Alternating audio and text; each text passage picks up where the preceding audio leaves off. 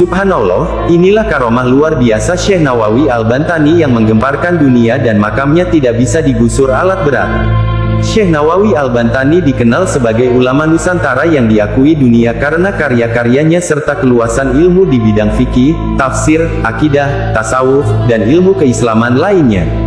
Karena kealiman dan keluhuran akhlaknya, Allah Subhanahu wa Ta'ala banyak memberikan karomah luar biasa kepadanya. Syekh Nawawi Al-Bantani lahir di Tanara Serang, Banten, pada tahun 1230 Hijriah atau 1813 Masehi.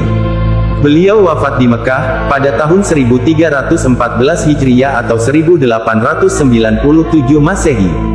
Dahulu, beliau adalah seorang ulama Indonesia yang menetap di Makkah, Arab Saudi, dan juga pernah menjadi imam besar di Masjidil Haram Makkah.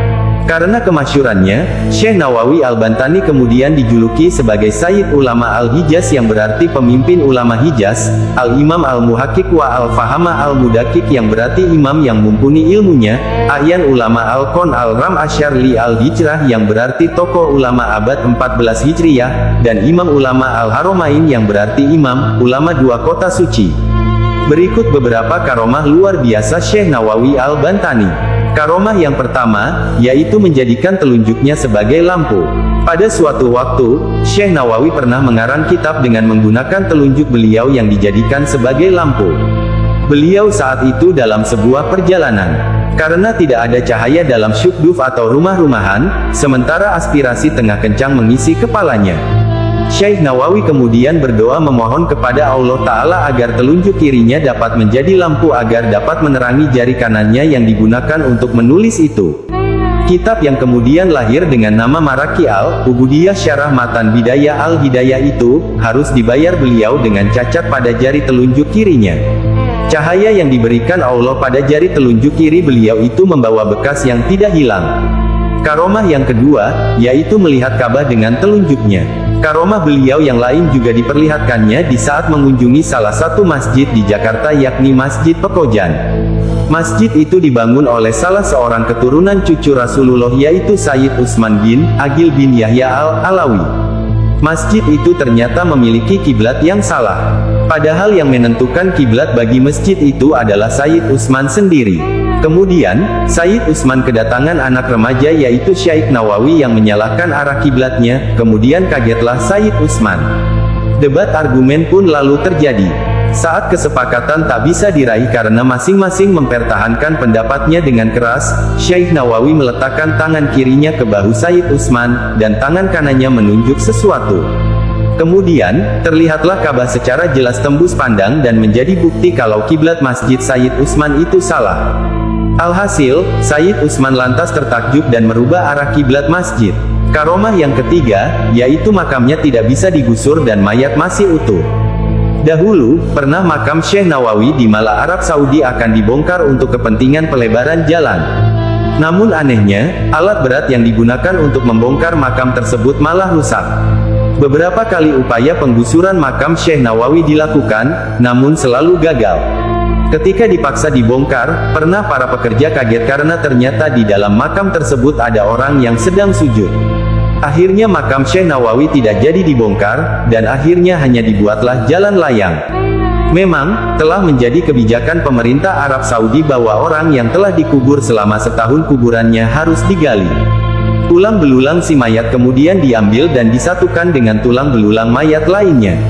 Selanjutnya, semua tulang itu dikuburkan di tempat lain di luar kota. Lubang kubur yang dibongkar dibiarkan tetap terbuka hingga datang jenazah berikutnya terus silih berganti. Kebijakan ini dijalankan tanpa pandang bulu. Siapapun dia, mau pejabat atau orang biasa, saudagar kaya atau orang miskin, sama terkena kebijakan tersebut. Hal ini juga bertujuan untuk menghemat area pemakaman yang terbatas dan sempit. Alhasil, kebijakan ini juga menimpa makam Syekh Nawawi. Dahulu setelah kuburnya genap berusia 1 tahun, datanglah petugas dari pemerintah kota untuk menggali kuburnya. Tetapi yang terjadi adalah hal yang tak lazim. Para petugas kuburan itu tak menemukan tulang belulang seperti biasanya. Yang mereka temukan adalah satu jasad yang masih utuh. Tidak kurang satu apapun, tidak lecet atau tanda-tanda pembusukan seperti lazimnya jenazah yang telah lama dikubur. Bahkan kain putih kafan penutup jasad beliau tidak sobek, masih harum dan tidak lapuk sedikit pun. Tentu saja kejadian ini mengejutkan para petugas. Mereka lari berhamburan mendatangi atasannya dan menceritakan apa yang telah terjadi. Setelah diteliti, sang atasan kemudian menyadari bahwa makam yang digali itu bukan makam orang sembarangan. Langkah strategis lalu diambil. Pemerintah melarang membongkar makam tersebut. Jasad beliau lalu dikuburkan kembali seperti sedia kala. Hingga sekarang, makam beliau tetap berada di pemakaman Mala Mekah. Subhanallah. Karomah yang kelima, yaitu mengeluarkan buah rambutan dari tangannya. Dahulu, di kota suci Mekah, Syekh Nawawi mendirikan tempat mengajar atau sekolah dengan murid yang lumayan banyak. Di suatu hari beliau menerangkan kepada para santri-santrinya.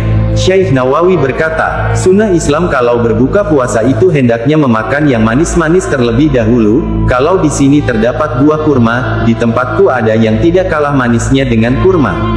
Santri-santri berkata dan bertanya, betul Syekh, kalau di tempat kami kurma, lalu bagaimana dengan tempat Syekh yang tidak tumbuh buah kurma? Syekh Nawawi berkata, sebentar. Syekh Nawawi langsung menyembunyikan tangannya ke belakang tubuhnya. Santri-santri pun sangat heran apa yang dilakukan gurunya tersebut dan terdengar di telinga para santri-santri suara seperti orang yang sedang mengambil buah-buahan dari pohonnya. Kemudian, Syekh Nawawi menyuguhkan buah rambutan yang persis seperti baru diambil dari pohonnya. Santri-santri pun sangat terheran-heran dengan apa yang dilakukan oleh gurunya tersebut. Nah, ini yang aku makan pertama ketika berbuka puasa di tempatku, silahkan dicicipi, kata Syekh Nawawi sambil membagikannya kepada para santri di kelasnya mengajar. Para santri pun langsung mencicipi dan sangat menikmati kemanisan buah rambutan yang diberikan gurunya itu. Terima kasih atas perhatiannya. Jangan lupa subscribe, like dan share. Salam Satset.